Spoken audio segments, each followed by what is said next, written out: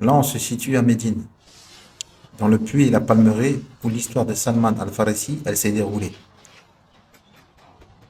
C'est ici où le prophète sallallahu alayhi wa sallam, il a planté 300 arbres pour obtenir sa libération.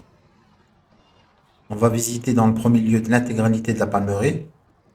On va sortir, visiter les alentours de la palmeraie et on va finir par le puits. Tout est en cours de restauration. Les autorités saoudiennes, ils sont en train de restaurer tous les lieux historiques. Donc je vais vous la raconter comme lui, il nous l'a raconté. Il l'a raconté comme ça aux Sahaba et au prophète sallallahu alayhi wa sallam. Et la version authentique, c'est que lui, il a raconté. Donc je vais rien ajouter de plus, je vais juste raconter son récit et son histoire qui s'est passée. Salman al-Farisi, il habitait à 340 kilomètres au sud de Téhéran en Iran, dans un village qui s'appelait Ispahan. Il pratiquait la religion du zéostraïsme. C'était un culte qu'ils alimentaient un feu en permanence pour pas qu'il s'éteigne. Il dit, mon père était le chef de son village et j'étais l'être le plus cher à son cœur. Son amour pour moi était tel qu'il m'a enfermé dans sa maison comme une servante par crainte pour moi. Pendant ce temps, j'ai pris soin du feu et j'ai travaillé dans le mage jusqu'à ce temps que je sois le gardien du feu qui l'allume, ne le laisse pas faner et l'alimente en permanence. Mon père possédait un grand domaine qui nous apportait une récolte abondante et donc il prenait constamment soin de faire la cueillette lui-même. Un jour, étant retenu par quelques affaires, il fut dans l'impossibilité de s'y rendre. Il s'adressa à moi en disant, oh mon fils, comme tu le vois, je suis tout à fait absorbé et je ne peux pas m'occuper du domaine aujourd'hui. Vas-y donc et prends-y soin à ma place. Alors je sortis en direction du domaine. Je suis passé par l'une des églises chrétiennes et j'ai entendu leur voix pendant qu'ils priaient. Je ne connaissais rien au christianisme car j'ai toujours été enfermé chez moi. Puis je suis rentré à l'intérieur de l'église. Les ayant contemplés, j'admirais leurs prières et une grande aptitude à embrasser leur religion. Je me suis dit, certes, cette foi est meilleure que la nôtre. Je restai auprès d'eux jusqu'au coucher du soleil, en transgressant l'ordre paternel de mon père.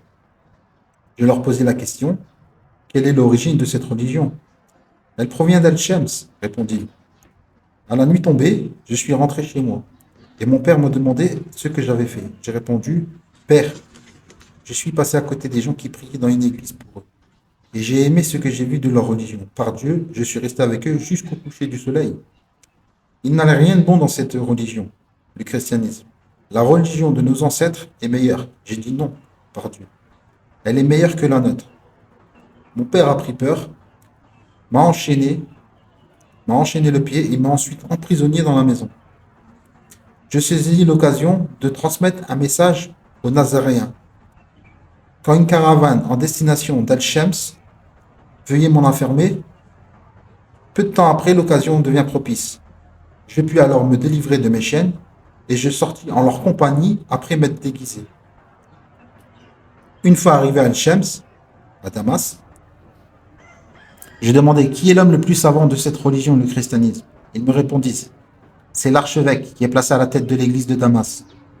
J'allai le trouver et je lui dis, je désire embrasser votre religion qui est le christianisme et je voudrais bien rester auprès de vous et à votre service pour que vous m'instruisez dans la religion et que je fasse mes prières étant guidé par vous.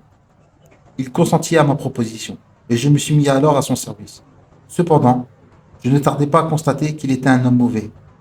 Il exhortait ses adeptes à la charité, en leur faisant valoir sa rétribution immense. Et dès qu'il lui faisait l'aumône, pour qu'il le dépense dans la voie de Dieu, il s'en accaparait, sans rien donner, ni aux pauvres, ni aux indigents, jusqu'à temps qu'il amassait de l'or et remplit 7 jarres. Par conséquence, je le détestais de tout mon cœur. Peu de temps après, il mourut, et quand les Nazaréens s'étaient réunis pour procéder à son enterrement, je leur ai dit, cet homme est très mauvais. Il a volé tous les biens de l'aumône. Il n'a rien distribué. Il dit, comment le sais-tu? Il a enterré un trésor de 7 jarres. Montre-le-nous. Je leur ai désigné l'emplacement, d'où il put extraire 7 jarres, remplies d'or et d'argent. Les Nazaréens, ayant vu cela, ils dirent par Dieu, nous n'entendrons pas. Nous allons le crucifier et le lapider. Puis ils désignèrent un autre à son poste, un homme auquel je m'attachais. Je n'ai jamais vu un homme aussi assidu que lui, renonçant aux choses de ce bas monde et ne désirant que de l'au-delà. Il s'adonnait avec dévotion jour et nuit. Dans son lit de mort, je lui dis: à qui me recommanderez-vous? Veuillez me conseiller.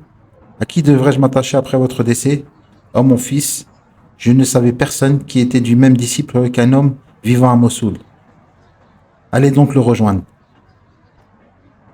À la mort de mon compagnon, j'allais rejoindre l'homme de Mossoul, à qui je racontais mon histoire. L'ayant terminé, je lui dis: mon compagnon m'a conseillé avant de mourir de vous rejoindre et m'a informé que vous étiez encore attaché à la discipline de vrai qu'il confessait. Restez donc chez moi. Telle fut sa réponse. Je séjourna chez lui et je constatai qu'il était un homme bon. Mais peu après, il rendit aussi son dernier soupir. Dans son lit de mort, je lui demandai: oh, par l'état que vous êtes, par l'ordre de Dieu, vous avez parfaitement connaissance de ma situation. À qui me recommanderez-vous et m'ordonnez d'aller rejoindre après votre mort? Oh mon fils, par Dieu, je ne savais personne qui était de la même discipline que nous. Et c'était un homme qui vivait à Nasibi. Allez donc à sa rencontre. Une fois qu'on l'enterrait, j'allai à la rencontre de l'homme de Nasibi, à qui j'ai raconté mon histoire et ce que mon ex-compagnon m'a commandé de faire. Restez donc chez nous, dit-il. Je m'arrêtai donc chez lui et je découvris qu'il emboîtait le pas avec ses autres ex-amis, qu'ils furent de conduite parfaite. Mais il cessa de vivre peu de temps après. Et au moment de son agonie, je lui dis: vous connaissez toute mon histoire. À qui vous me recommanderez-vous? Oh mon fils, par Dieu, je ne savais personne qui proférait encore la même discipline que nous, sauf un homme vivant à Amouria. Allez donc à sa rencontre. Je m'acheminai donc vers cet endroit. Je lui racontai mon histoire. Il me dit: restez donc chez moi. Je séjournai chez lui et je vis qu'il était un homme de bien. Chez lui, j'ai pu faire fortune et j'ai eu quelques vaches et un butin. Un certain laps de temps s'écoula et vient le moment de sa mort. Je lui dis: alors, vous connaissez toute mon histoire. À qui me recommanderez-vous? Fils, je ne connais absolument personne sur cette terre qui se trouve encore à cheval sur notre discipline. Mais c'est bien le temps de l'avènement d'un prophète qui va apparaître sur le territoire des Arabes. La religion d'Abraham, Ibrahim salam, et s'expatria en émigration vers un terrain peuplé de palmiers situé entre deux collines arides. Il sera reconnu à des signes incontestables. Il mange du cadeau qu'on lui offre. Il ne touche jamais ce qui est destiné à l'aumône. Et entre ses épaules, il y a un sceau de la prophétie. Tâchez-vous donc de partir pour ce pays.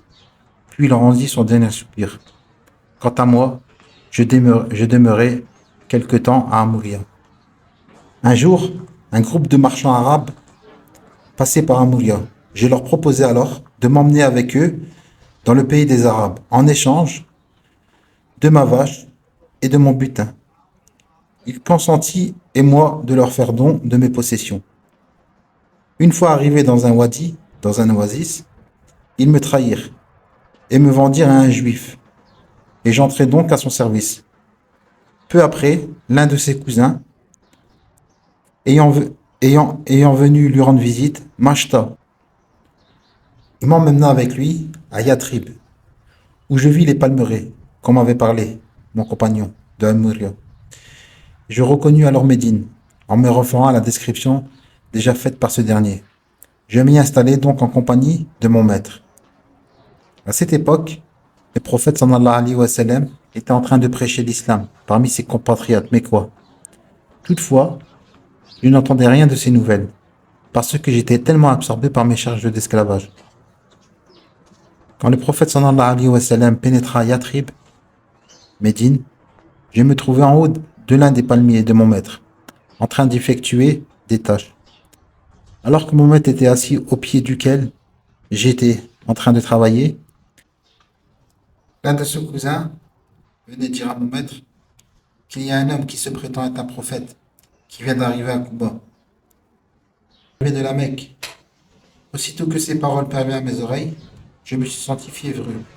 et fut tellement agité au point de craindre de perdre mon équilibre et de tomber sur mon maître.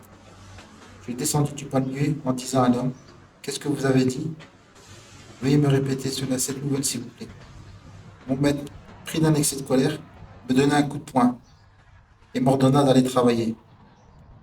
Sur le soir, je pris quelques dates de ce que j'avais cueilli et je me dirigeai vers le lieu de Kouba, où on avait donné l'hospitalité au prophète sallallahu alayhi wa sallam. J'ai entendu dire que vous étiez un homme pieux et que vous avez des compagnons dans le besoin. Voilà quelque chose que je préserve et je vous réserve en aumône. Prenez ces dates. Je vois que vous les méritiez. Après que je lui ai donné, il dit à ses compagnons, mangez, tandis qu'il s'abstenait de goûter. Je me dis, voilà l'un des signes de la prophétie. Je partis ensuite et je me mis à ramasser quelques dates. Quand le prophète sallallahu alayhi wa sallam quitta Kouba et s'installe à Médine, je viens lui dire, j'ai remarqué que vous ne goûtez pas de l'aumône. Voici un cadeau que je vous offre, avec tout mon respect. Il en mangea et invita ses compagnons de partager avec lui. Voilà le second signe, des signes de la prophétie. Je viens un jour trouver le prophète sallallahu alayhi wa sallam, alors qu'il fut à Al-Bakir, au cimetière de Médine, en train d'enterrer l'un de ses compagnons.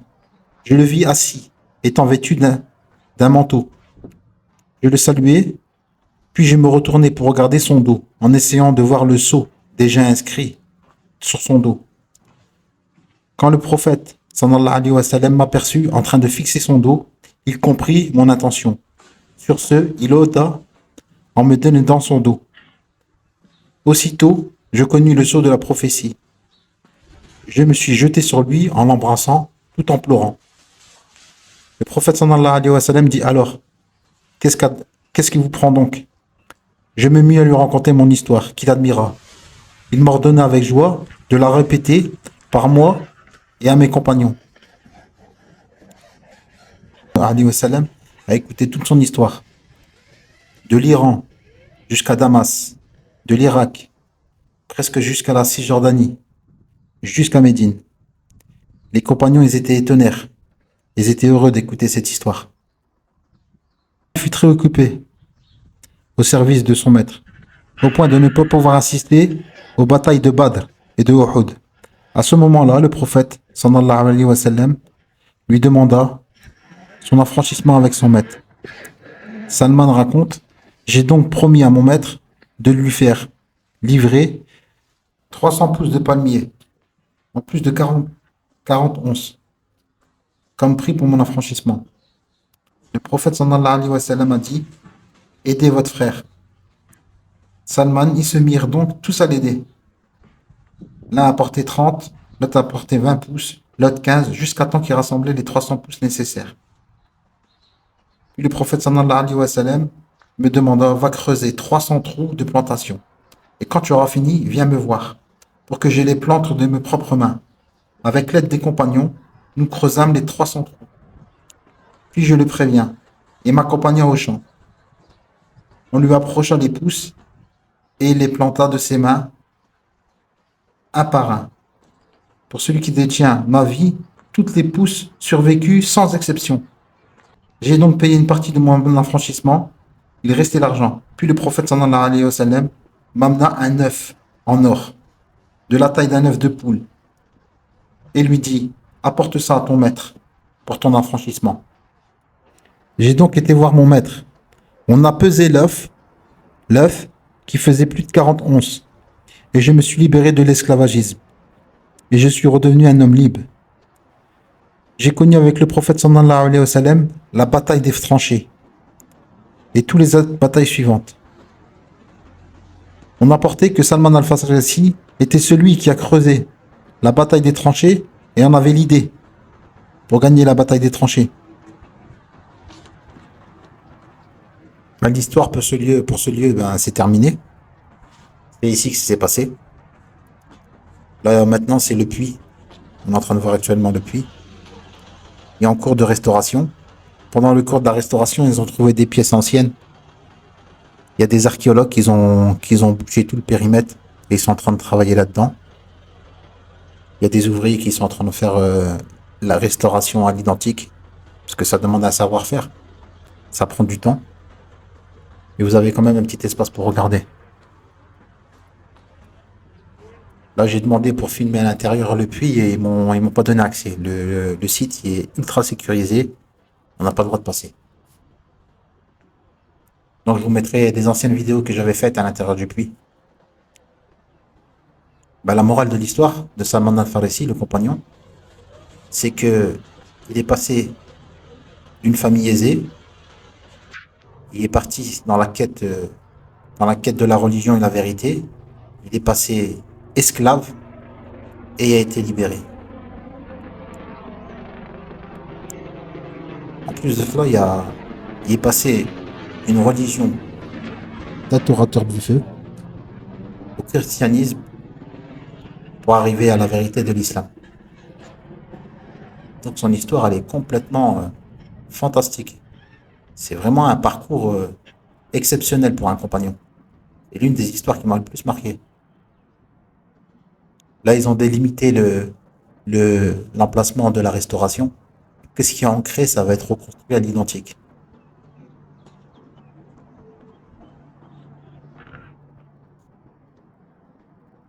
Donc, je mettrai tous les coordonnées si vous voulez visiter, c'est ouvert toute l'année.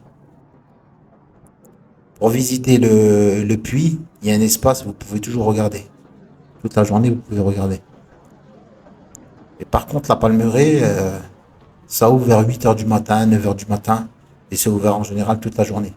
À part le vendredi et le samedi matin, je pense.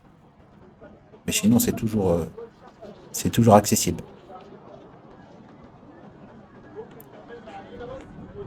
Et en ce qui concerne la bataille des tranchées, Salman al-Farisi, c'est lui qui a eu l'idée pour gagner la guerre. Enfin, j'ai mis une vidéo sur le lieu où s'est passé la bataille des tranchées. C'est où il y a Seb'a Masajid, où il y a les 7 mosquées. Elle est sur YouTube, elle est sur TikTok. Je vous ferai une vidéo explicative de qu'est-ce qui s'est passé.